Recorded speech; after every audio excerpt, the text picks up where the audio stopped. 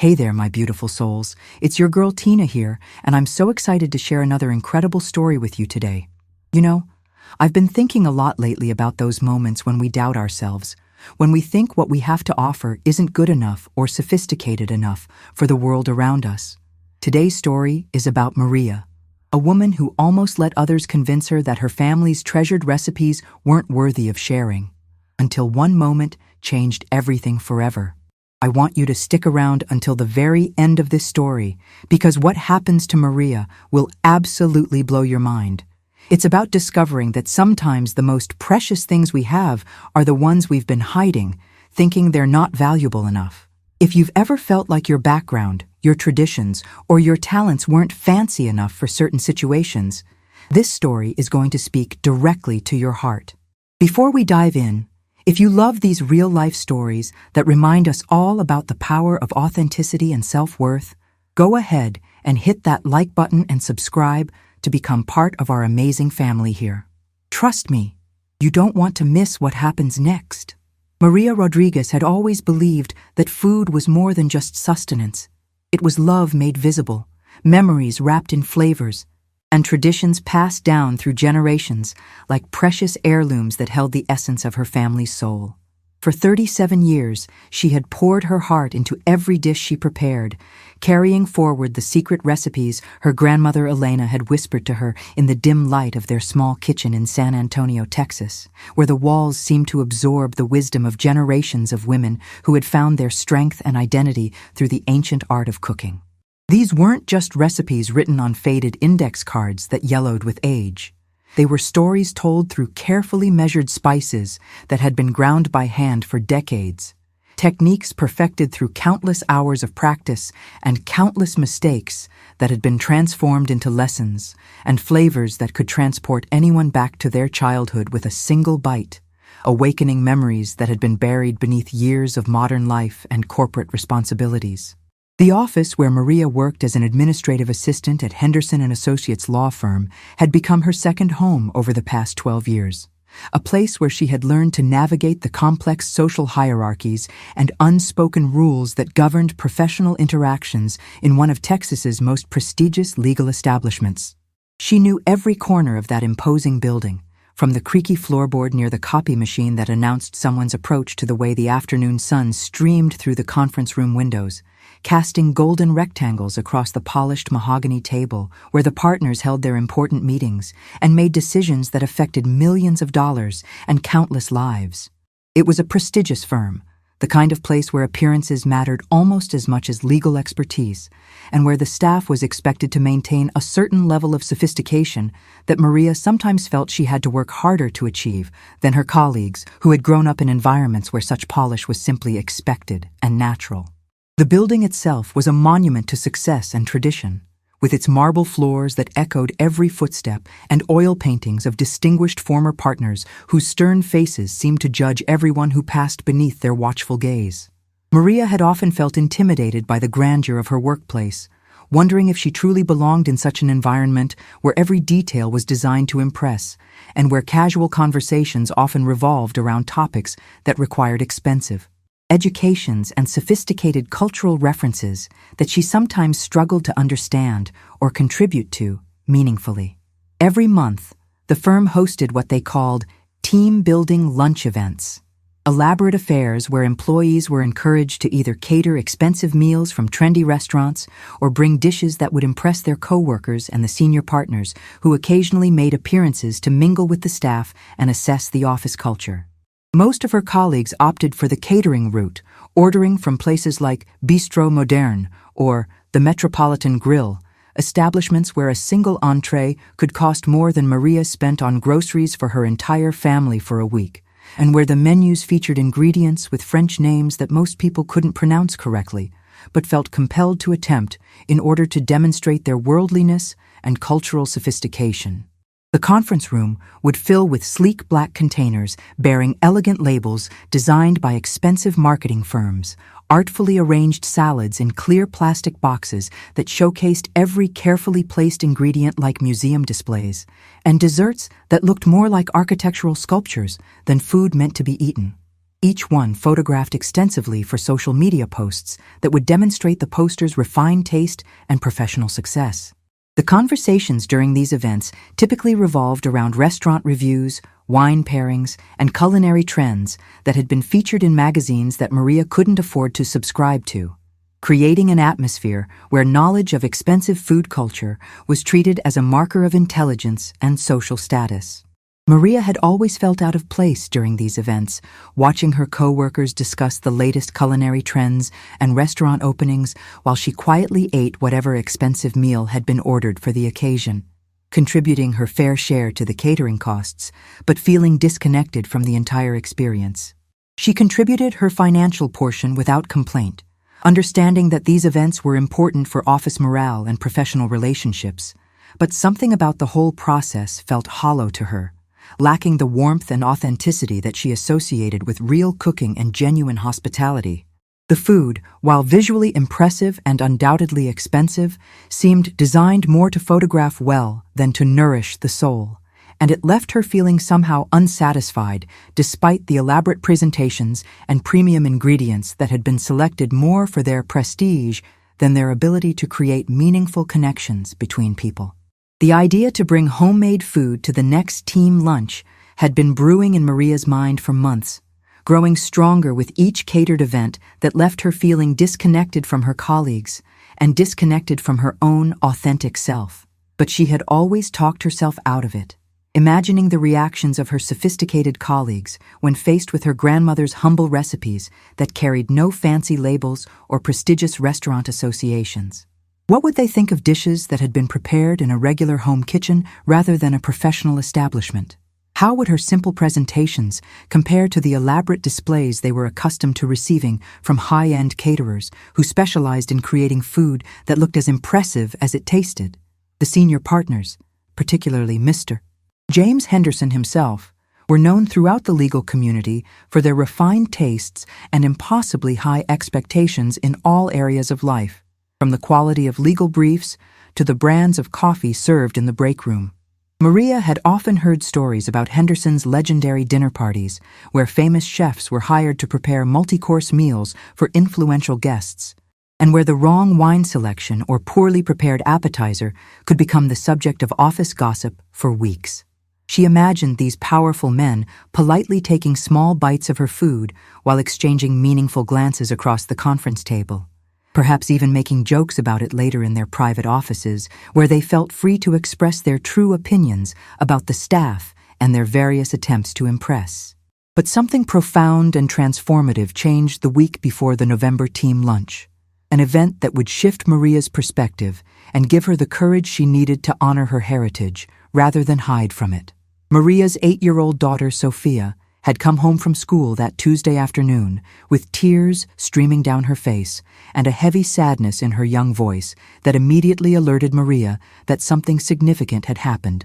during the school day. Sophia had always been a confident child, proud of her family's traditions and eager to share stories about their weekly cooking sessions together. But that day she seemed deflated and embarrassed in a way that broke Maria's heart and ignited something fierce and protective within her maternal instincts. The story that emerged through Sophia's halting explanation was both heartbreaking and infuriating in its simplicity and innocence. Sophia's teacher, Mrs. Patterson, had asked the students to share something special about their family traditions as part of a cultural awareness project, encouraging the children to celebrate the unique aspects of their heritage and family life. Most of Sophia's classmates had talked about expensive family vacations to European countries, elaborate birthday parties held at country clubs, and dining experiences at restaurants that required reservations weeks in advance, and dress codes that excluded most ordinary families from ever experiencing such establishments. When Sophia's turn came to share, she had enthusiastically begun to describe the weekly cooking sessions she enjoyed with her mother, explaining how they would spend entire Saturday afternoons preparing traditional Mexican dishes, while Maria shared stories about their family history and the women who had passed down these recipes through generations of love and dedication. Sophia had spoken with genuine pride about learning to make fresh tortillas by hand, about helping to grind spices for complex mole sauces, and about the way their kitchen filled with aromas that seemed to carry the spirits of their ancestors and the warmth of countless family gatherings. But as Sophia continued her presentation, she began to notice the reactions of her classmates, some giggling behind their hands, others looking confused or slightly disgusted by her descriptions of unfamiliar foods and cooking techniques that seemed foreign and primitive compared to their own family experiences. The teacher, while well-meaning, had responded with the kind of patronizing enthusiasm that adults sometimes use when they want to be supportive but don't truly understand or value what they're hearing, saying things like, "How interesting," and "That's very ethnic," in a tone that somehow managed to make Sophia feel like her family's traditions were quaint curiosities rather than valuable cultural heritage. "Mom, all the other kids talked about going to fancy restaurants and having pizza parties at expensive places with arcade games and professional entertainers," Sophia had said that afternoon, her young voice heavy with disappointment and confusion about why her family's traditions seemed so different from what her classmates considered normal and desirable. "I didn't want to tell them that we just cooked together at home, because it seemed like they thought it was weird or boring compared to all the exciting things their families do. I felt embarrassed about our traditions, and I hate that I felt that way, because I usually love cooking with you." The conversation had broken Maria's heart in ways she hadn't expected, forcing her to confront the reality that her own insecurities about her cultural background and family traditions were being unconsciously transmitted to her daughter, creating shame where there should have been pride and embarrassment where there should have been celebration. She realized that by hiding her cooking abilities and downplaying her family's culinary heritage in professional settings, she was inadvertently teaching Sophia that their traditions were something to be ashamed of rather than treasured and shared with confidence and joy. That evening, as Maria prepared her grandmother's famous mole poblano in their small but warm kitchen, layering complex flavors that had taken generations to perfect and represented countless hours of experimentation and refinement by women who had found their power and creativity through cooking, she made a decision that would change everything for both herself and her daughter. She would bring her food to the office lunch, not because she wanted to impress anyone or prove anything to her colleagues,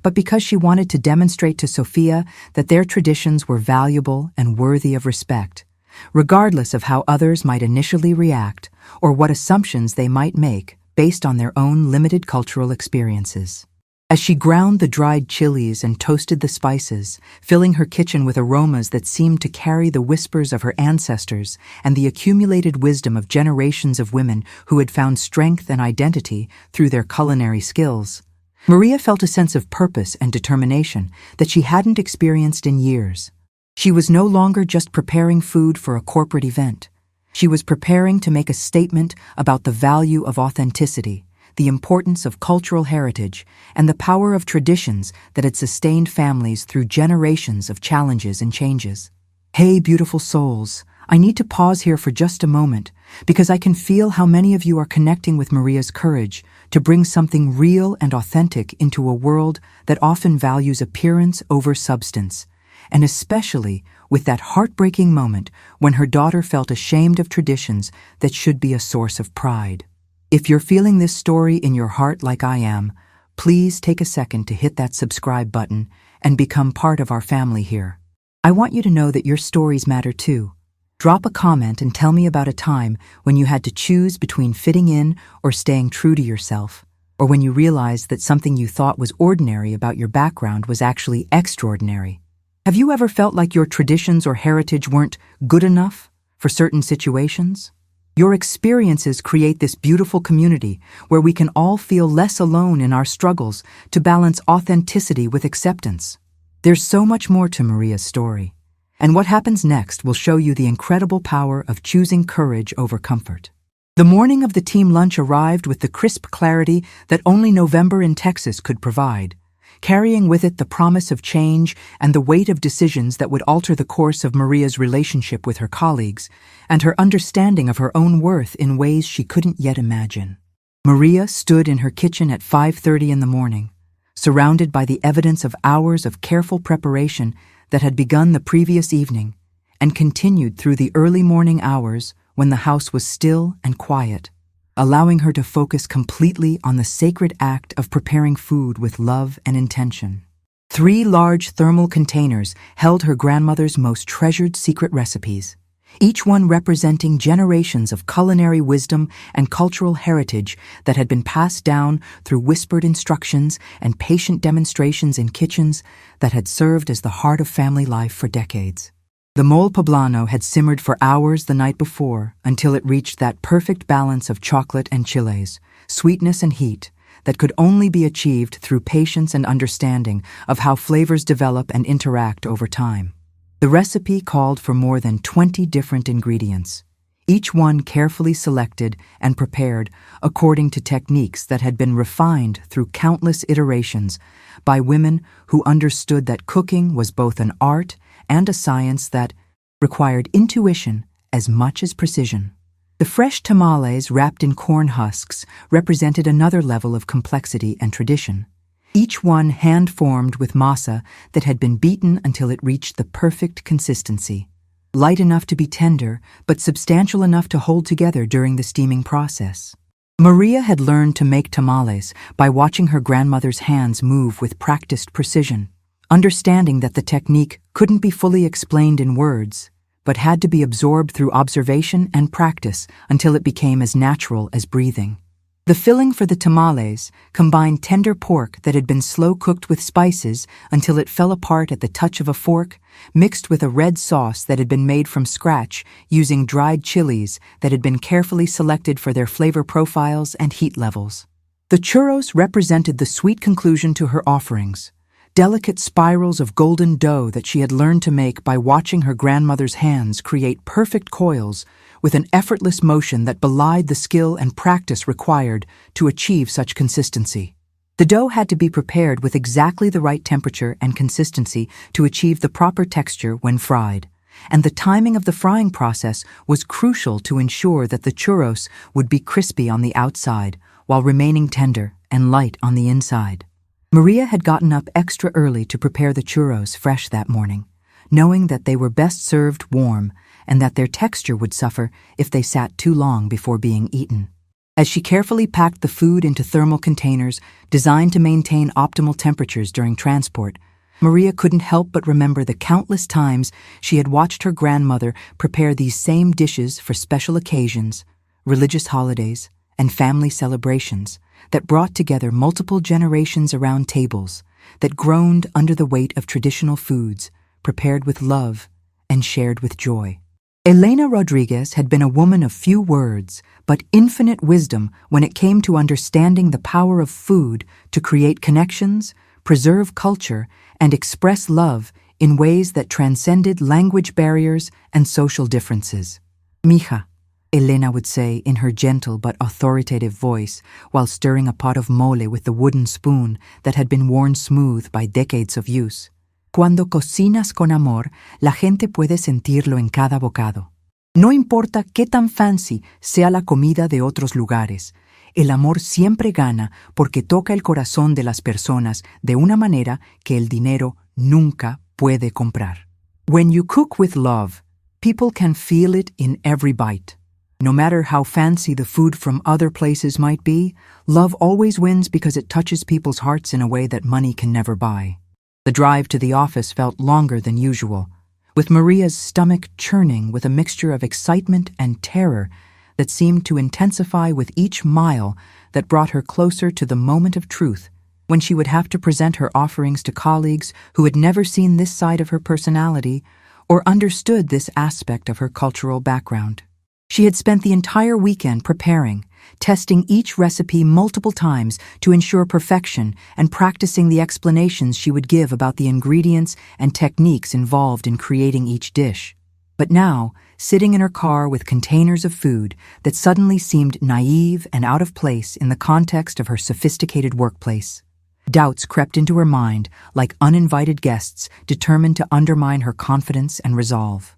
What if the food wasn't sophisticated enough for her colleagues' refined palates? What if they found the flavors too bold, too unfamiliar, too obviously ethnic in a setting where subtlety and European influences were generally preferred? What if her carefully prepared explanations about family traditions and cultural heritage came across as defensive or inappropriate for a professional environment where personal backgrounds were typically kept separate from workplace interactions. The questions multiplied in her mind as she sat at red lights, each one adding another layer of anxiety to her already nervous state. Maria thought about turning around, calling in sick, and hiding at home with her containers of food that suddenly seemed like evidence of poor judgment rather than expressions of cultural pride and culinary skill.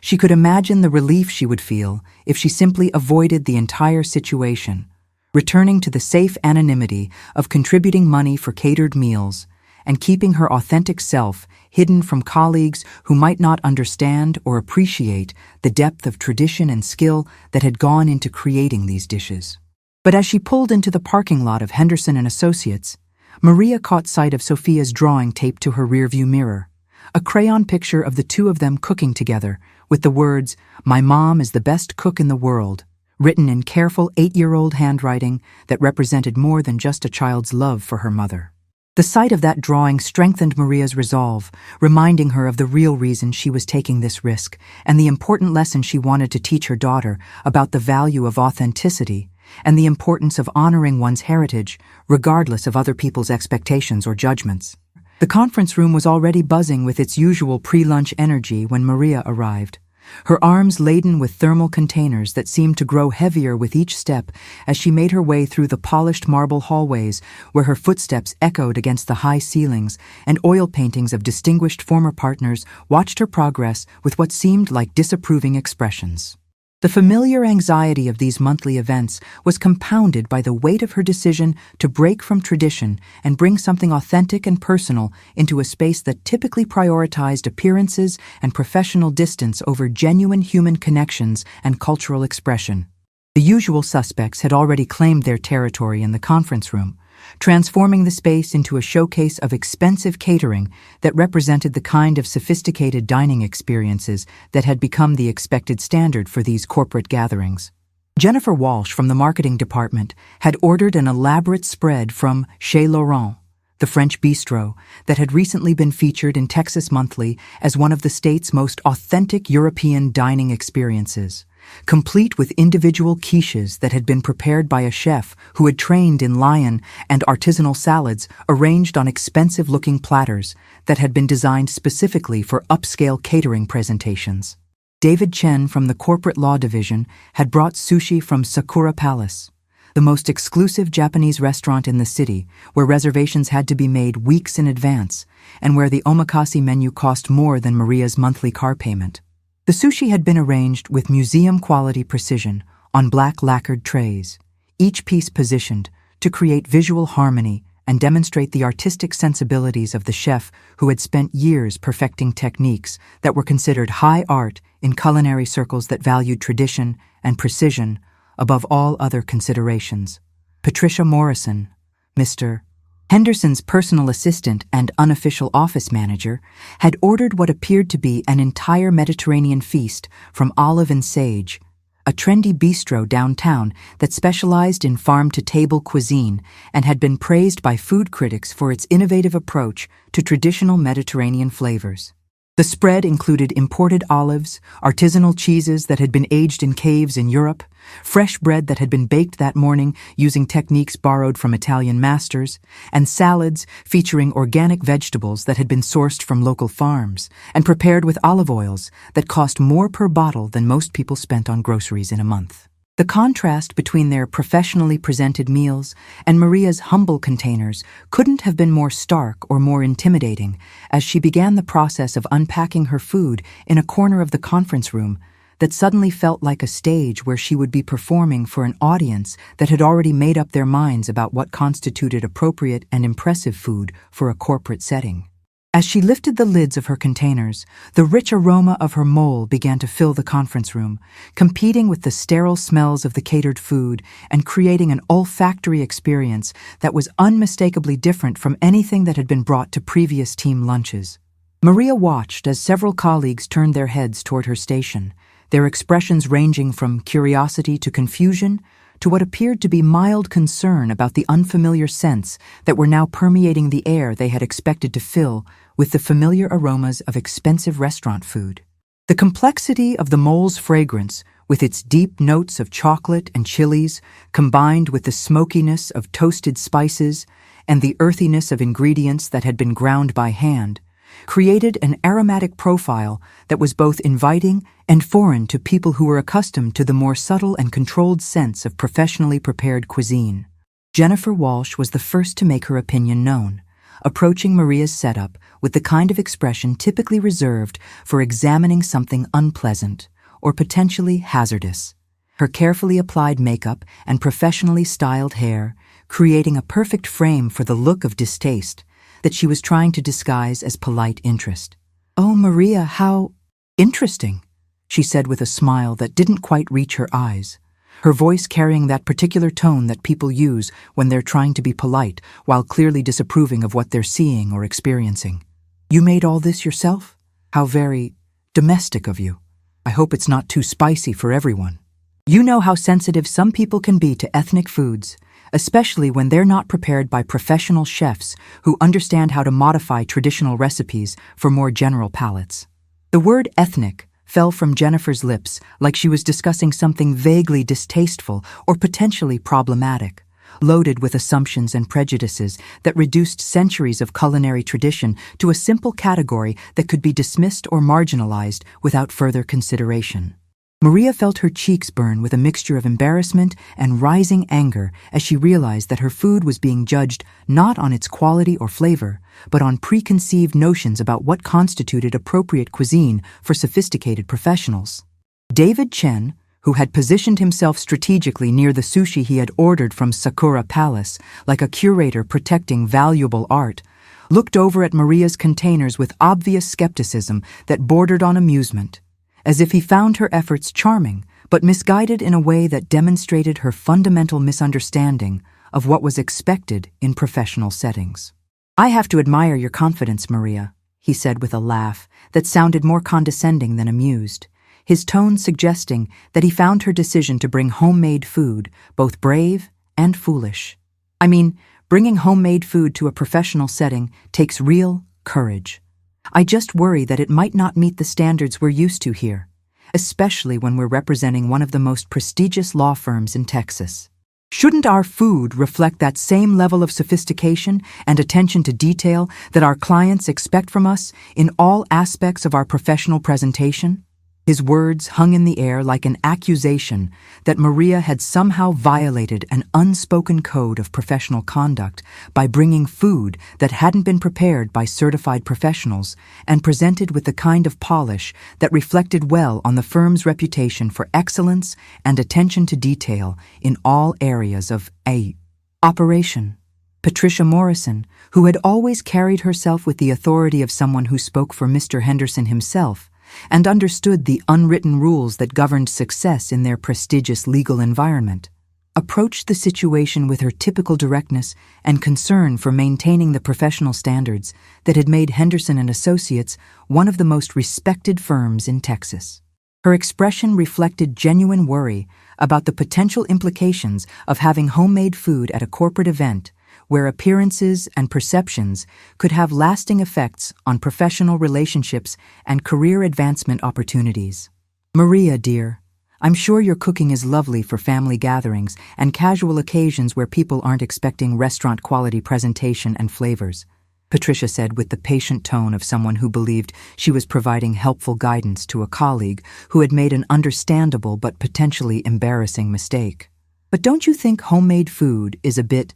inappropriate for a corporate event where we need to maintain certain standards and expectations? We have clients and partners who expect a certain level of professionalism from us in all aspects of our operations, including the food we serve at office functions. What if one of the senior partners sees this? What if Mr. Henderson himself comes down for lunch and sees that we're serving homemade food instead of the professionally catered meals that reflect our firm's commitment to excellence and sophistication?" Her voice carried the weight of genuine concern mixed with embarrassment, as if Maria had committed some serious breach of office protocol that could have lasting consequences for everyone involved and potentially damage the firm's reputation for maintaining the highest standards in all areas of their professional presentation. The implication was clear. Homemade food, regardless of its quality or the skill involved in its preparation, was inherently inferior to professionally catered meals and represented a failure to understand the importance of appearances in professional settings, where success often depended as much on perception as on actual competence. The comments continued as more colleagues arrived for the monthly lunch event, each one adding their own layer of doubt and criticism to what was supposed to be a celebration of team unity and office culture. "It smells so strong in here," whispered Rebecca Adams from the research department, fanning her hand in front of her face as if the aroma of carefully balanced spices was somehow offensive or overwhelming rather than inviting and complex. "I hope it doesn't linger in the conference room all afternoon. We have important client meetings scheduled,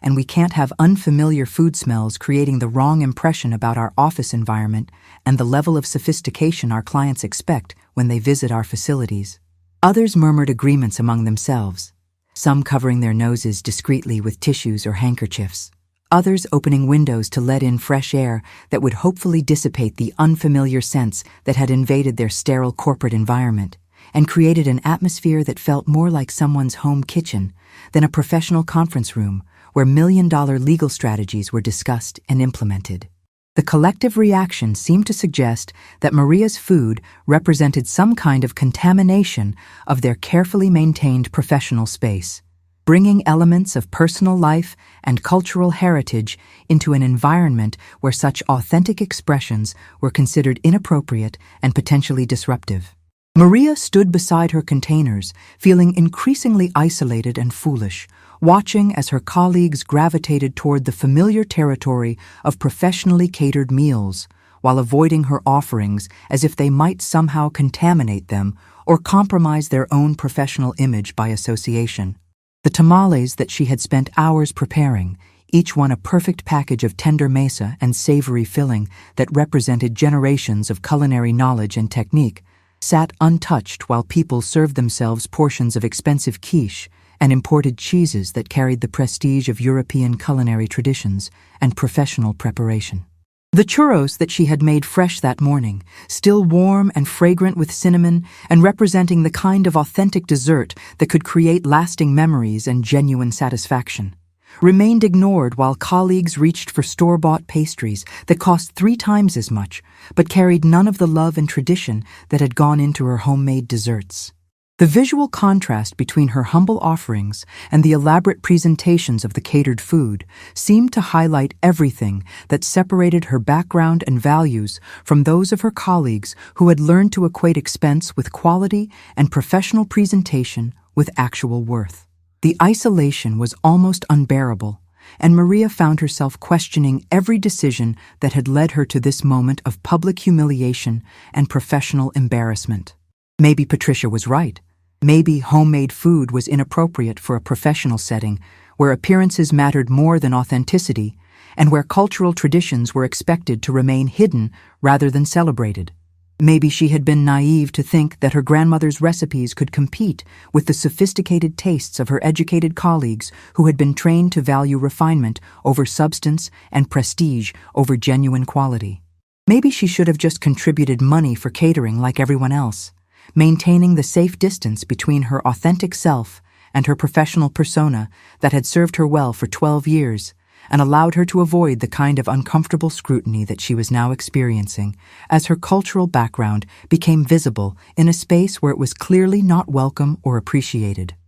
The thought of packing up her untouched food and retreating to her desk in defeat seemed increasingly attractive as the minutes passed, and it became clear that her colleagues had no intention of trying what she had brought or acknowledging the effort and skill that had gone into its preparation. But even as these doubts swirled through her mind like storm clouds threatening to overwhelm her resolve, Maria couldn't help but remember her grandmother's words about cooking with love and the power of authentic food to touch people's hearts in ways that money and prestige could never achieve. She thought about Sophia's drawing still taped to her rearview mirror and the important lesson she wanted to teach her daughter about honoring their heritage and refusing to be ashamed of traditions that represented generations of wisdom and cultural knowledge. Beautiful souls, I have to pause here because this moment is so powerful. and I can feel how many of you are connecting with Maria's courage in the face of judgment and dismissal, and that heartbreaking feeling when people don't recognize the value of something you've poured your heart into.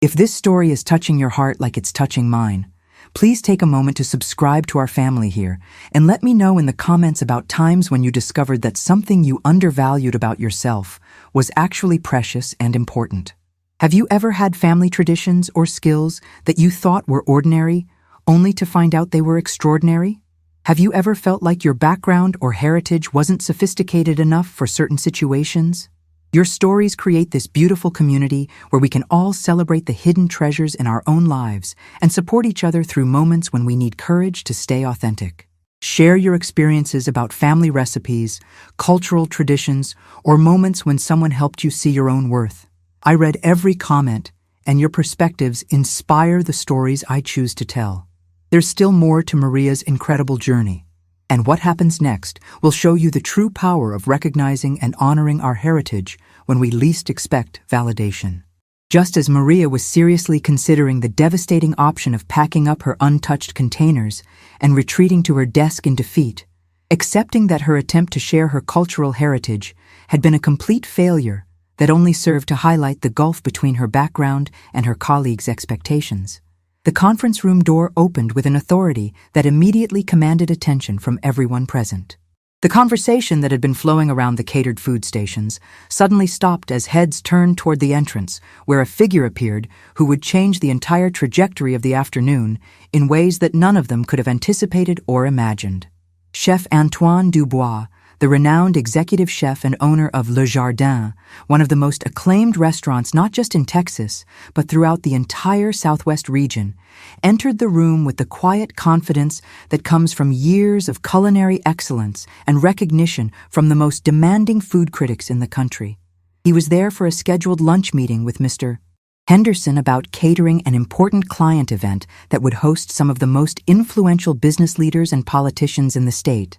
But his attention was immediately and powerfully captured by the complex and intriguing aromas that had filled the conference room and created an olfactory experience unlike anything he had encountered in months of dining at the finest establishments in Texas. Chef Dubois was not what most people expected when they imagined a world-famous chef who had been featured on magazine covers and television shows, whose restaurant had earned prestigious awards, and whose opinions on food were sought after by culinary publications across the country. He was a tall, lean man in his 50s with salt and pepper hair that was slightly disheveled from his busy morning in the kitchen, and kind eyes that seemed to take in everything around him with genuine curiosity and respect for all forms of culinary expression, regardless of their origin or presentation. He had built his reputation not just on technical skill and innovative techniques, but on his ability to recognize and appreciate authentic flavors, regardless of whether they came from expensive ingredients or humble home kitchens where tradition and love were the primary seasonings. Unlike many celebrity chefs who had become more focused on fame and television appearances than the actual craft of cooking, Antoine had never lost his fundamental love for discovering new flavors and learning from cooks who understood food as more than just business or entertainment. He had spent years traveling to remote villages and urban neighborhoods, learning from grandmothers and home cooks who possessed knowledge that couldn't be taught in culinary schools or found in expensive cookbooks. Understanding that some of the most valuable culinary wisdom existed in kitchens where recipes were passed down through generations rather than developed in professional test kitchens.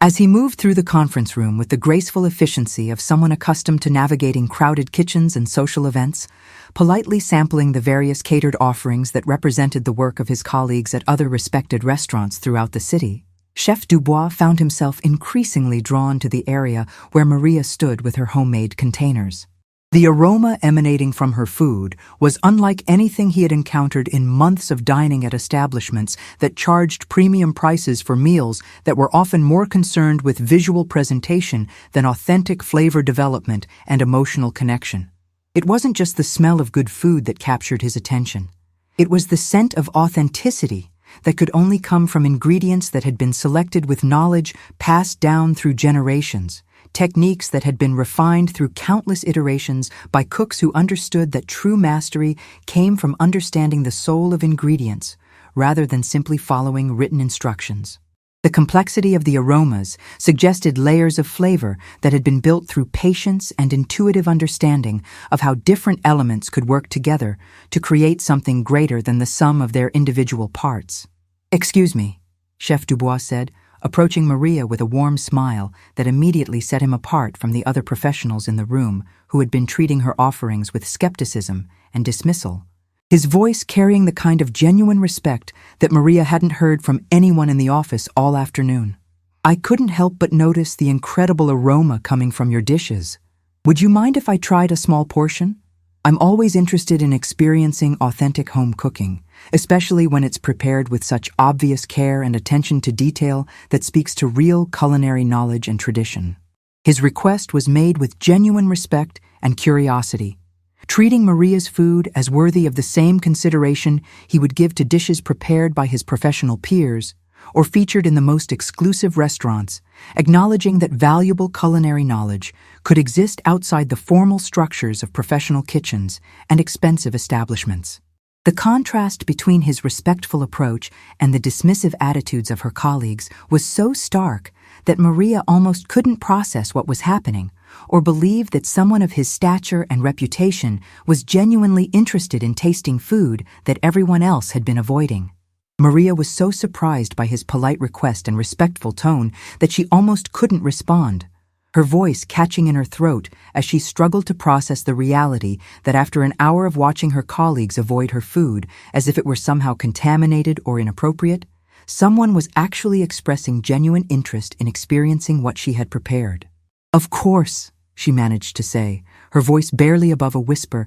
as emotions threatened to overwhelm her carefully maintained composure. "I would be honored to have you taste it. This is my grandmother's mole poblano recipe, and these tamales are made the way my family has been making them for 4 generations, using techniques that have been passed down through the women in our family who understood that cooking was about preserving culture and expressing love through food." Chef Dubois accepted the small plate that Maria prepared for him with the same reverence he might show for a dish presented at a Michelin-starred restaurant, understanding that respect for food and the people who prepare it was fundamental to truly appreciating culinary artistry, regardless of its setting or presentation. He took his first bite of the mole, and Maria watched as his expression changed from polite interest to genuine amazement, his eyes closing for a moment as he savored the complex layers of flavor that revealed themselves gradually like a symphony building to crescendo through carefully orchestrated movements of taste and aroma.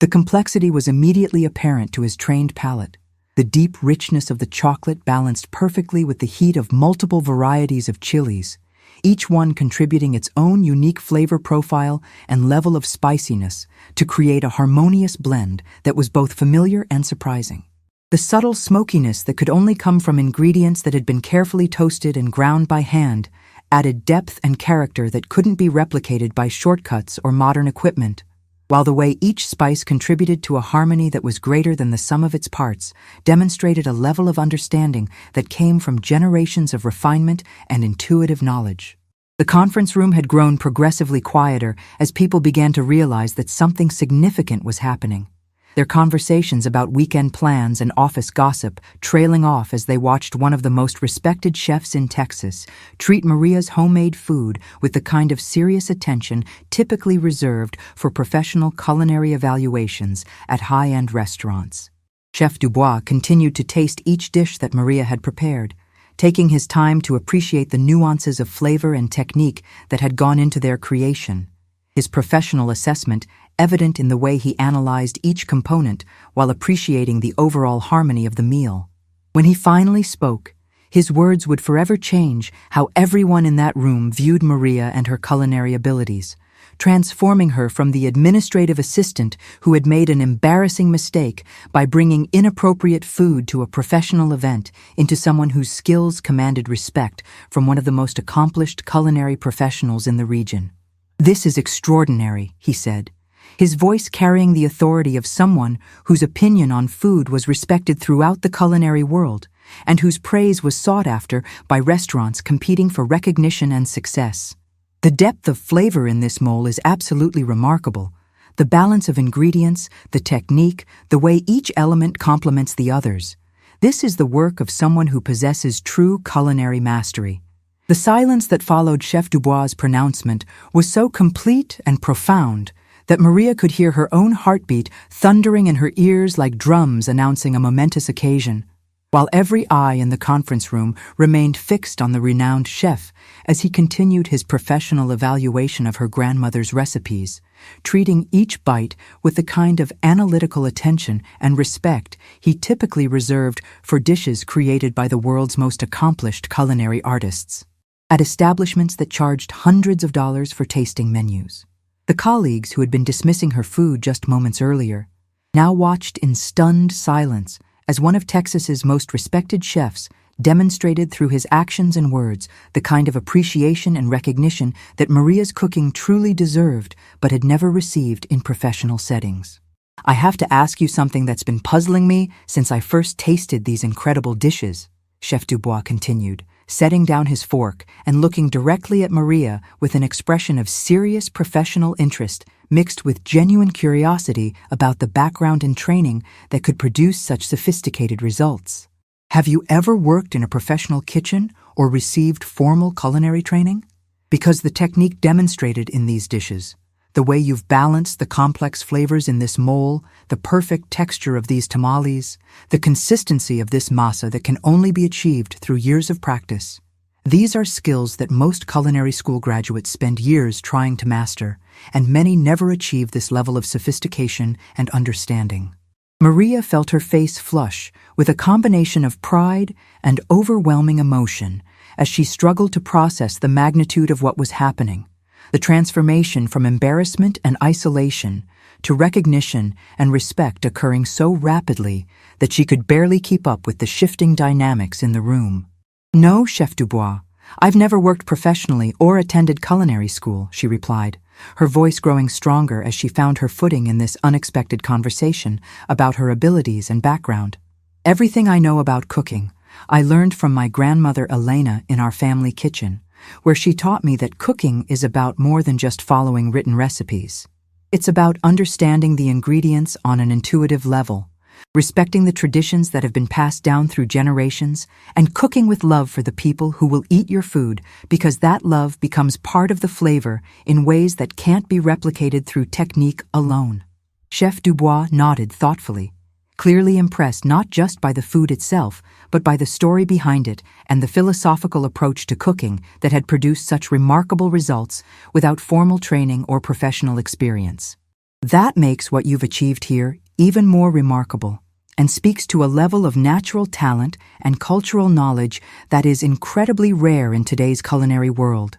he said, with genuine admiration in his voice. "What you've accomplished through family tradition and intuitive understanding is something that many professional chefs spend their entire careers trying to achieve." The complexity of this mole sauce alone, I can identify at least 20 different ingredients, each one perfectly balanced to create layers of flavor that develop and change as you eat, revealing new nuances with each bite. The atmosphere in the conference room had shifted dramatically and irrevocably as Maria's colleagues began to process what they were witnessing. Their previous assumptions about homemade food and professional standards being challenged and overturned by the expert testimony of someone whose opinion carried significant weight in determining what constituted quality and sophistication in culinary matters. Jennifer Walsh, who had been so dismissive of the ethnic food just an hour earlier, now found herself looking at Maria's containers with new eyes and a growing sense of embarrassment about her earlier comments,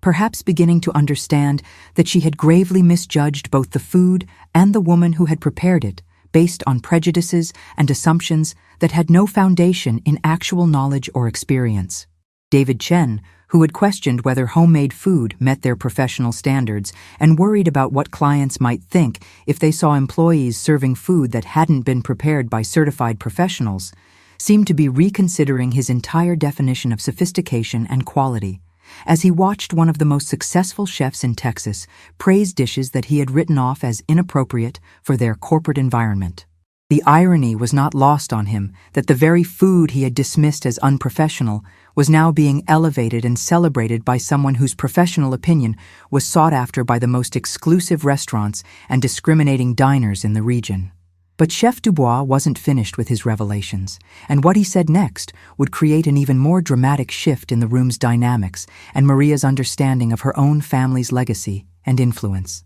"You know, Maria, I have to confess something to you that makes this encounter even more meaningful and significant than you might realize," he said, his voice taking on a tone of respect mixed with what appeared to be genuine regret about circumstances that had prevented him from making this connection sooner. "The mole sauce that we serve at Le Jardin, which has received praise from food critics across the country and has become one of our most celebrated signature dishes, bringing diners from across the state who specifically request our traditional Mexican offerings. It's based on a recipe very similar to yours, so similar that I suspect it might be the exact same recipe with only minor variations." His words landed like a bombshell in the quiet conference room, causing several people to gasp audibly as the implications of what he was saying began to sink in, and they realized that they were witnessing something far more significant than a simple professional evaluation of homemade food. Maria stared at him in confusion and disbelief, not quite understanding how such a thing could be possible or what it might mean for her understanding of her grandmother's influence and the value of the traditions that had been passed down through her family. "I don't understand, Chef Dubois," Maria said, her voice reflecting the bewilderment that was written across her face. "How could that be possible? This recipe has been in my family for generations, passed down from my great-grandmother to my grandmother to me. My grandmother never shared these recipes with anyone outside our family, and she always emphasized the importance of keeping our culinary traditions within the family to preserve their authenticity and cultural significance." Chef Dubois smiled gently, his expression showing both deep respect for Maria's grandmother and a hint of regret about circumstances that had created this unexpected connection between past and present. "About 15 years ago, when I was researching authentic Mexican cuisine for a new menu direction at Le Jardin, I hired a consultant to help me understand traditional cooking techniques and authentic flavor profiles that would allow us to offer dishes that honored the true spirit of Mexican culinary culture rather than the Americanized versions that were common in most restaurants. This consultant was an elderly woman named Elena Rodriguez, who was one of the most knowledgeable and skilled home cooks I had ever encountered, with an intuitive understanding of flavors and techniques that surpassed anything I had learned in culinary school or professional kitchens. The revelation hit Maria like a physical blow, leaving her speechless and struggling to process the magnitude of what Chef Dubois had just revealed about her grandmother's secret influence on one of the most successful restaurants in Texas. Her grandmother, the humble woman who had taught her everything she knew about cooking in their small kitchen in San Antonio, had been consulted by one of the most famous restaurants in the region.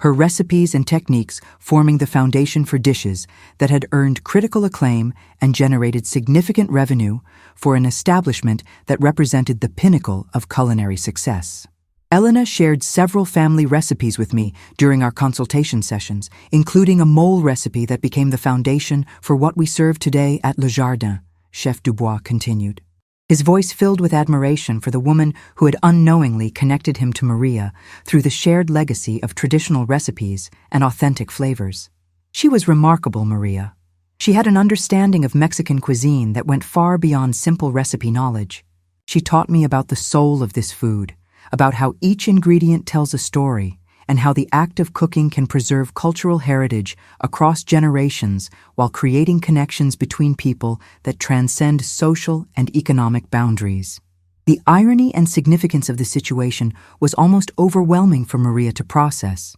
While she had spent years feeling inadequate compared to her sophisticated colleagues and questioning the value of her family's traditions in professional settings, her grandmother's recipes had been generating revenue and recognition for Le Jardin, one of the most successful and respected restaurants in the region. The mole that food critics had described as transcendent And a perfect example of traditional Mexican cuisine elevated to fine dining standards was essentially the same recipe that Maria had been too embarrassed to serve at a simple office lunch, creating a disconnect between perception and reality that challenged everything she thought she knew about value, sophistication, and her own place in the culinary world.